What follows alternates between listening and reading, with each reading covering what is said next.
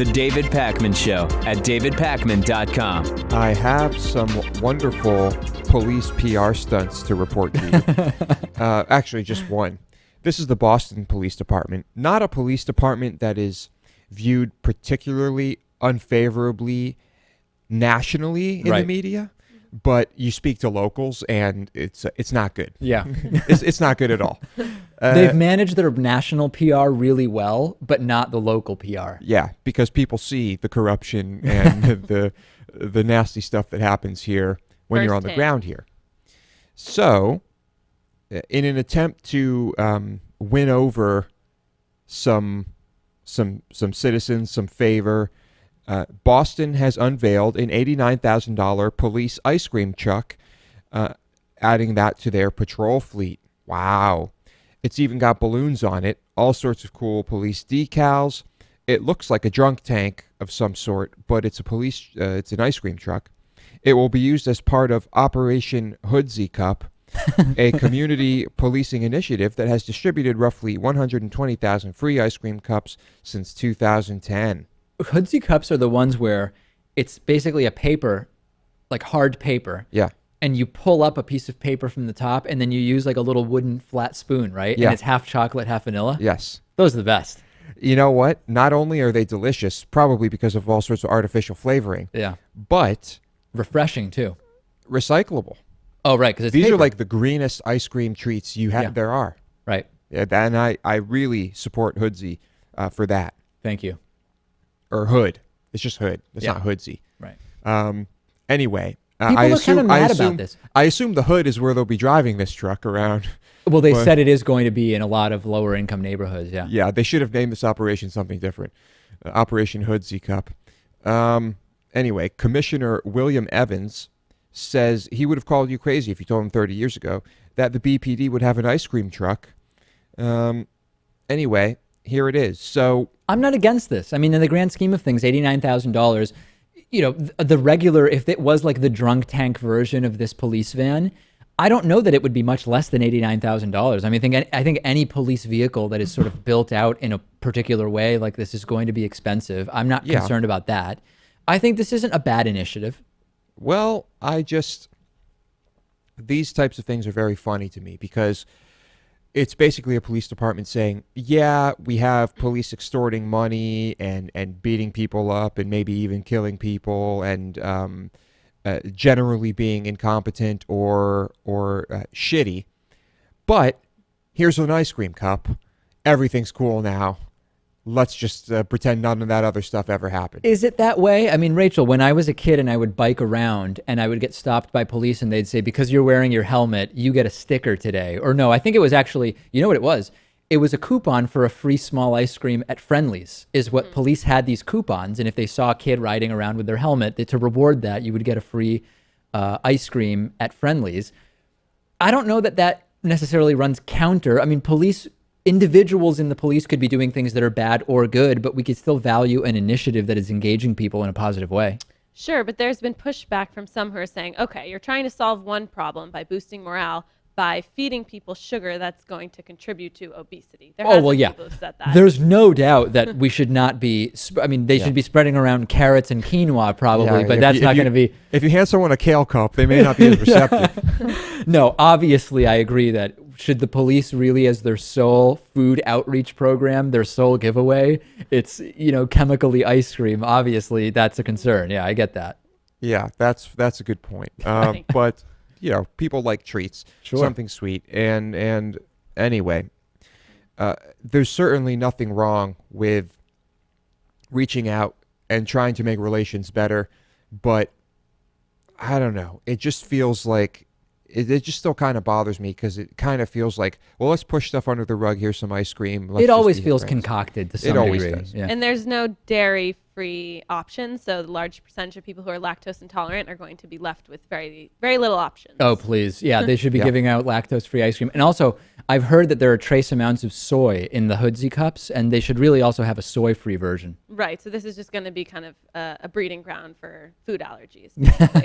Yeah. We're kidding, by the way. I mean, I am at least. I can't speak for... Oh, you were serious, Rachel. Oh, I was serious. Rachel's serious. All right. We'll talk to you okay. tomorrow. Well, just be very. If a police officer hands you something to eat, just be very careful. We're going to have a conversation about it. Yeah. Yes. Can what I just can tell you- interject very quickly? Okay. On the ice cream front, I am not like a huge ice cream person, but I bought a package of Stonyfield Farms chocolate frozen yogurt bars, like chocolate bars on a stick, covered in dark chocolate. They're absolutely delicious. We're talking about organic frozen yogurt here, and I love it. What was the motivation behind this purchase? Every few months, I will get some kind of ice cream-like item, and sometimes it's like the mochi ice cream things from Trader Joe's, which are really good, and I think they have any number of bizarre chemicals in them. And then I was at Whole Foods and I saw, wow, Stonyfield Farms frozen yogurt, chocolate covered. It appealed to me, and visually, and it has also appealed to me taste-wise upon further examination. Okay. And did it appeal to your hunger as well? Did it satiate you? It did. Well, Wow. what a winning combo. Yep. A And I think ringing it was only endorsement. like $15 for the package, which by Whole Food standards is very affordable. Yeah. This is perhaps the most incredible and sincere endorsement any product has received on the David Pakman Show, and they're not even a sponsor. Yeah, not yet anyway. Right. I'm going to reach out, and I want some free ice cream.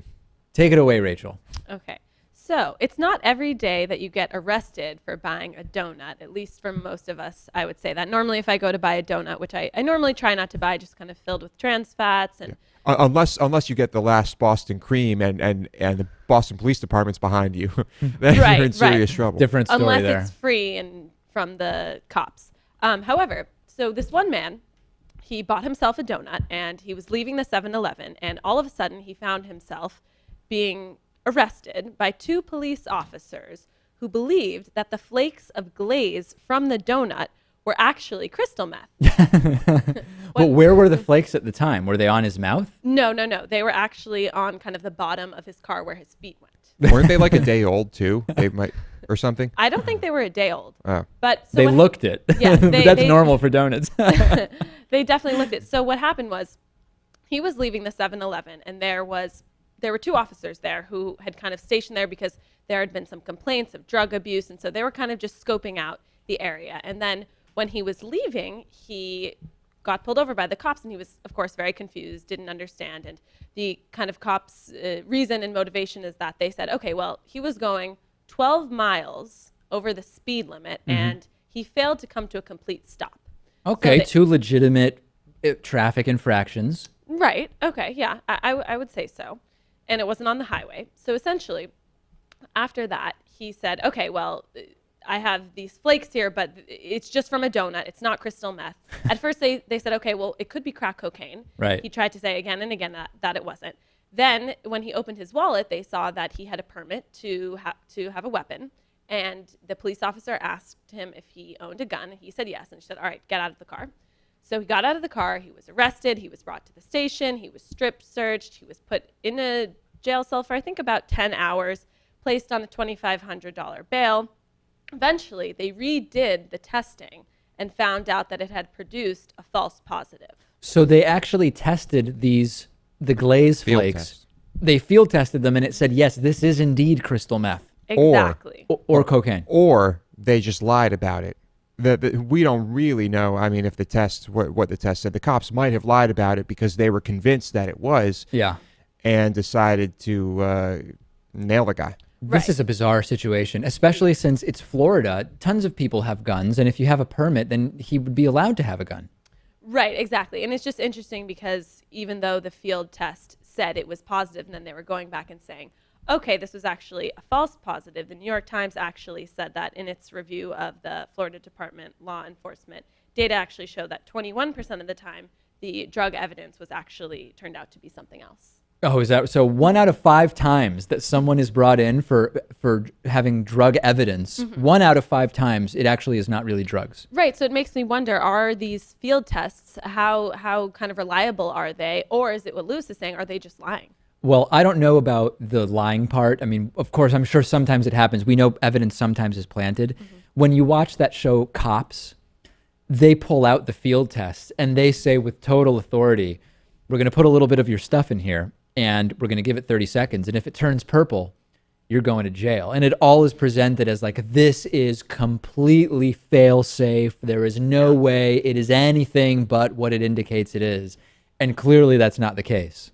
Yeah, I'm certain that there are plenty of situations where the police are lying about this. As we've discussed, these arrests can, I'm sure a lot of the time we don't hear about it when it's not actually drugs, and these people get screwed. And you know, like we've been talking about, and that's revenue for the police department, right? They pay to get out of jail, whatever. It's revenue. Maybe that's what's going on. Yeah, very disturbing story, but yet another reason to avoid donuts, I guess. That's the lesson. That's what I'm taking from it, and I don't know if that's even reasonable to take from it, but that's what I'm sticking with. He's now asking the city to pay him damages, so maybe he concocted this whole thing to actually try and get money and said, okay, I'm going to buy this donut. I'm going to place these flakes of glaze on the bottom of my car. I don't see it. Go over the speed limit to attempt to get arrested, and then I'm going to let the chips fall. You would, if you believe that, you're probably a birther, because it's about as believable as what you would need to believe to think Obama planned a 46-year trick on everybody. Well, I'm going to go buy a powdered donut and rub it all over my face here and drive erratically and see what happens. And get that field tested, yeah. I'm not a birther, by the way. No, me neither. All right. So we got one more story, right? Yes. Go ahead. The New York governor wants to ban sex offenders from being able to use Pakman Go. An investigation found that some of the pop-up locations are near the homes of registered sex offenders. Yeah. So they're basically aiming to prevent about 3,000 1, 2, and 3 level offenders from using the game. So this implementation will be that essentially they will say, okay, we're going to check your devices, and you will also have to sign a document saying that you will not be using this game.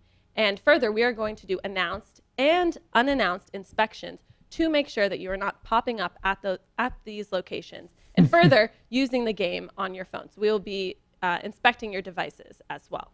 I don't see how you can possibly enforce this. I mean, number one, these Pokestops and the gyms are at all sorts of locations. So I get what you're saying. The person can't have the game on their phone if they're a registered sex offender. Okay, you can check that, I guess. But how can you also enforce that they not go, if you're fit, like my gym that I go to in Boston, if you look on Pokemon, it is also now a Pokemon gym and Pokestop. Do I now, if I'm a sex offender, have to cancel my membership to that gym? Because even though I don't have the app, I'm at a location where there are people hanging around playing Pokemon. I do not understand how this is remotely enforceable.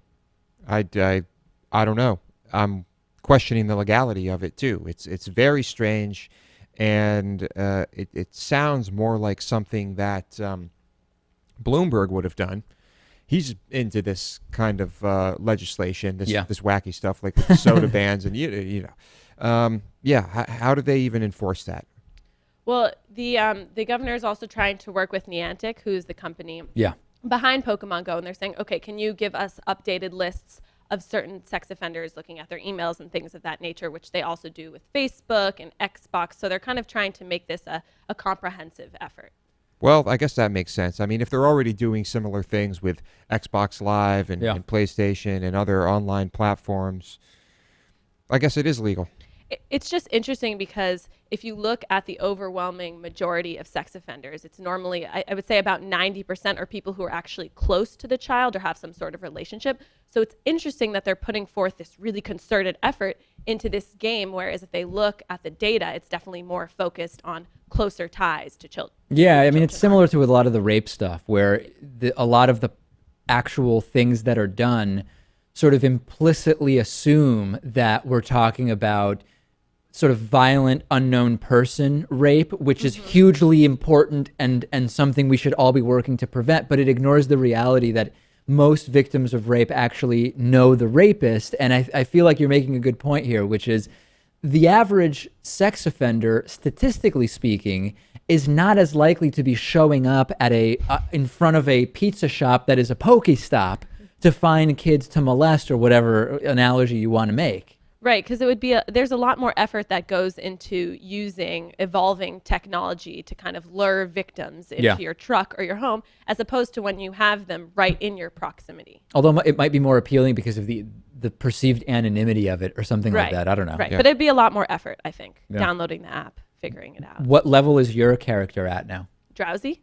No, your Pokemon, your account, like your, are you playing Pokemon Go? I am not. Oh, okay. So, and you're still not. I refuse. I guess I'm the only person. I have a level. I'm at level 10 right now. I have a Yeah. level 10 character, and I've slowed down drastically. I basically don't play it anymore. Well, there's also a movement of a bunch of parents who are actually effectively trying to ban the game because they're saying, okay, there's trespassing, there's deaths, now there's injuries, and now there's also this kind of threat of exploitation to children from sex offenders. So who is this game benefiting? Yeah, well, that's just parents being afraid of everything.